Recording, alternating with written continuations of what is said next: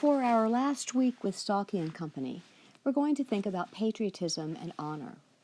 Honor, of course, is a theme we've seen in a number of school stories because honor is part of the gentleman's code. The word of a gentleman in those days was never to be gainsaid. If a gentleman said it, it was so. That was because a gentleman was supposed to hold his honor above all other values, and being truth-telling, remember Tom Brown's father's wish, was central to being honorable. Keeping your word also meant that, for instance, if you were playing cards and bet money you didn't have on you, you would be good for it. There was a great deal of trust among gentlemen, trust they didn't extend to other people necessarily. One aspect of honor, perhaps derived from the emotional stunting that was part of British upper-class child-rearing, was that one didn't talk about the things that matter most. So a gentleman would always keep his word, but a gentleman would never say, "I promise," or "I will keep my word." It was enough to say, "You have my word." It goes without saying that people of this class at that time would never utter the words, "I love you." They might admit to being very fond of mother in a casual, offhand way, and only in adulthood. Schoolboys would never admit to being fond of anyone, a trait of adolescence combined with the particular repressiveness of British upper-class mores. The boys at the Call are all, of course, training to be army officers or civil servants in India. The idea that some of them will die in battle is understood by all the boys at the school, and when battles happen and old boys die, like Fat Sow in a little prep, a notice is pinned up and all the boys learn of the death. When Stalky, Beetle, and Maturk learn of Duncan's death, for instance, they ask Sergeant Fox how many old boys have died in the current war, and he replies, "Mr. Duncan, he is the 9th. He came here when he was no bigger than little Gray Tertius. My old regiment, too. Yes, 9 to us, Mr. Corcoran, up to date." The conversation dwells on the details available in the paper. Was the body recovered? Yes, by another old boy, Crandall Minor, who was serving in the same regiment and who retrieved Fat Sal's body with substantial danger to himself. The head uses Crandall Minor's return to the school to give the boys an object lesson in what's required on the field of battle. But of course, the story is also about another act of heroism, the head's action to save Stetson Major, who was only a day boy. The boys find out about this act from Stetson Major, not the head. And of course Crandall Minor also downplays the heroism of his rescue mission, and even of Duncan's death. We can see here the strong cultural support of the school for downplaying danger, hardship, and heroism. Remember, everything that really counts should be unspoken, so the message the boys get is both that these are things they should downplay and that they are really important. Which brings me to the flag of their country. In this story, the boys are engaged in the most military-like activity we've seen, and Stalky himself joins in a group activity which he is usually averse to. The boys have fun with the drill work they do, and they look pretty good doing it, though they insist on secrecy.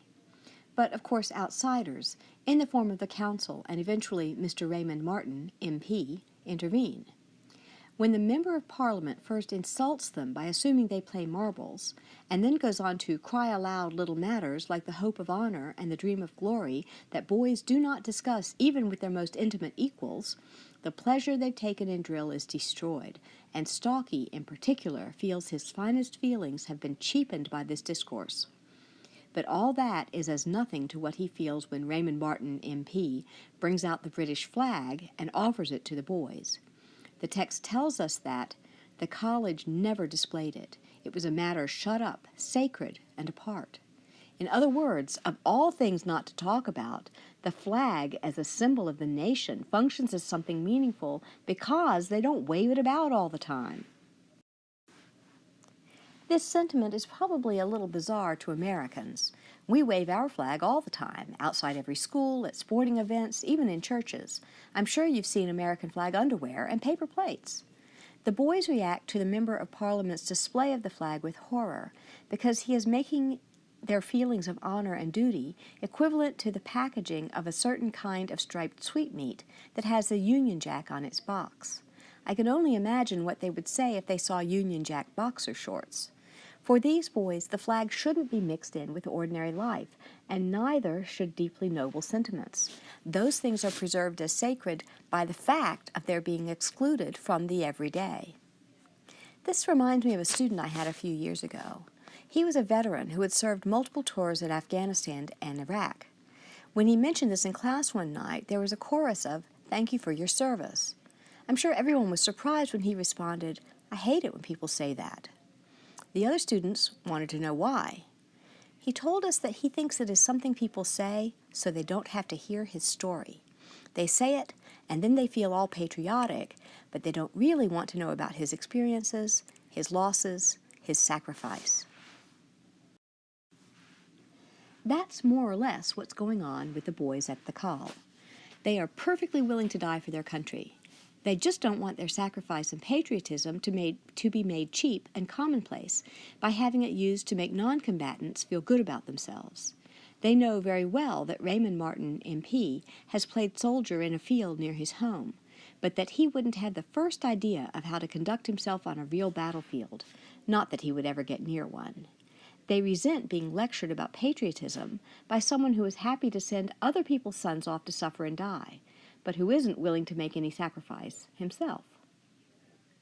We've talked a good bit this semester about how the school system provides the ideological support for the imperial system. In the case of the Khal, it is also supplying the raw material for the military force that will maintain the empire. We can probably peel back the Boys' Code of Noble Silence and see that it also helps support the imperial project by making it possible for men like Raymond Martin, MP, to happily send young men to die in Afghanistan while he waves his flag at home. For the boys, hope of honor and dreams of glory are deeply held inward desires that will later motivate them to perform heroic deeds on the battlefield. For Martin and his like, they are myths that can be propagated in order to assure a willing supply of warriors for fights Martin supports without wanting to have to give anything to. Martin can stay home, enjoying the spoils of empire in the form of Britain's dominant economy, while boys like Stalky head off to make sure Martin can enjoy the comforts of home. The last story in the book, Slaves of the Lamp Part 2, shows how life at school prepares boys for their experiences in the military. Though Latin is a chief concern at school because of the Army entrance exam's focus on that particular branch of knowledge, it's the experiences of outwitting teachers and skirting rules and working in teams with other boys that benefit Stalky in India. In fact, Stalky wins a military victory in what seemed a hopeless situation by using exactly the same scheme he had deployed against King when he rained stones down on rabbits' eggs, causing him to retaliate against the schoolmaster. Getting revenge on a schoolmaster who has authority to punish you, direct your activities, and mock you in public seems like an equivalently hopeless situation to the one Stalky faces at the fort, if one with perhaps lower stakes. But according to Kipling, if you can out-Stalky your teachers, your classmates, and the locals near your school, you will be fine against a couple of armed hordes, even if you end up trapped in a no-way-out position. Returning to our theme of how understatement is required of British gentlemen, the highlight of the story for the old boys is not just that Stalky won, but how nonchalant and blasé he is about the whole thing. And as Beadle remarks, India's full of Stalkies, Cheltenham and Haileybury and Marlborough chaps that we don't know anything about. So Kipling makes explicit the connection between the public school experience and Britain's imperial rule.